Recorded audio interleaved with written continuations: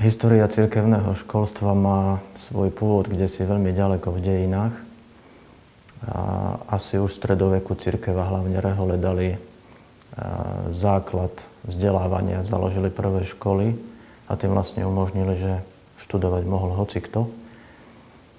A to je aj jedna z tých najzákladnejších vlastností katolíckej školy. Neskôr potom to potvrdzovali napríklad Uršulinky, ktoré sa venovali dievčatám chudobným. Svätý Ján de la Salle, možno pre nás najznámejší, svätý Don Bosco, ktorý zhromažďoval chlapcov z ulice, aby ich vychovával a aj pomáhal im k vzdelaniu.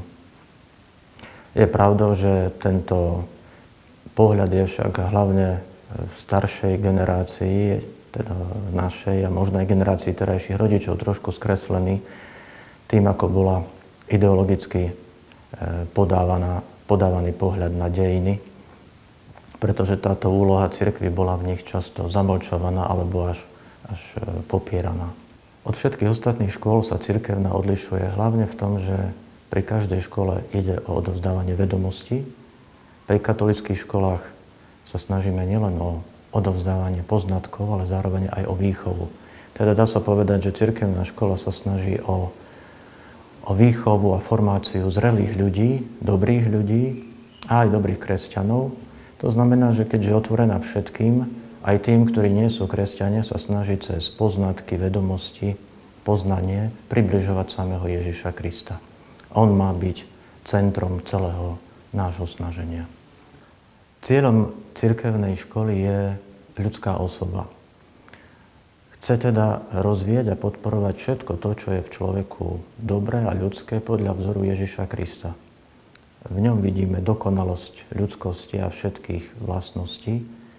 A teda výchova a vzdelanie na cirkevnej škole chce pomôcť rozvíjať cez príklad Ježiša Krista všetko to, čo môže byť v človeku dobré.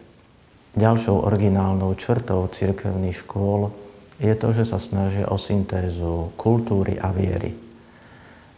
To znamená, že v poznatkoch, ktoré škola odovzdáva, pomáha žiakom objaviť súlad so životom, s kultúrou, so svetom, so situáciou, v ktorej žijú, v ktorej sa nachádzajú.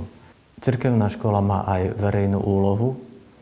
Je tu preto, aby v spoločnosti podporovala verejné dobro, a to tým, že je otvorená pre všetkých, nielen pre katolíkov. V podstate ponúka sa všetkým, ktorí sú ochotní oceniť kvalitnú výchovu a vzdelanie.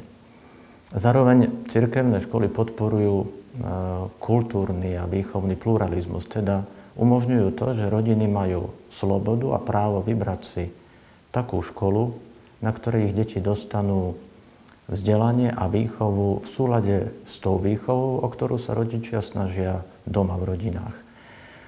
Skúsenosť našej generácie a možno aj starších je však práve opačná. Museli sme počas takmer celej školskej dochádzky vyvíjať veľa energie a síl na to, aby sme zvládli rozpor medzi tým, čo sme počúvali v škole a výchovou, ktorú sa nám snažili odovzdať naši rodičia doma.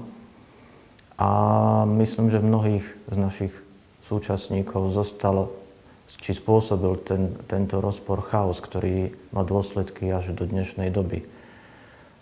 Korupcia, nepoctivosť v pracovných postojoch, či neúprimnosť alebo zavádzanie politikov a z druhej strany nedôvera voči politike bežných ľudí. Myslím si, že to sú dôsledky vtedajšej doby a takej dvojkoľajnosti vo výchove. Preto myslím si, že ak veriaci rodičia chcú dobre vychovať svoje deti, cirkevná škola im ponúka práve to, čo my starší sme nemohli zažiť. Jednoducho, aby výchova doma bola v súlade s tým, o čom budú počúvať deti v škole. A to ponúka aj cirkevná škola v Sabinove. Verím, že všetci kresťanskí rodičia, ktorí chcú dobre vychovať svoje deti, využijú túto možnosť, ktorú im naša škola ponúka.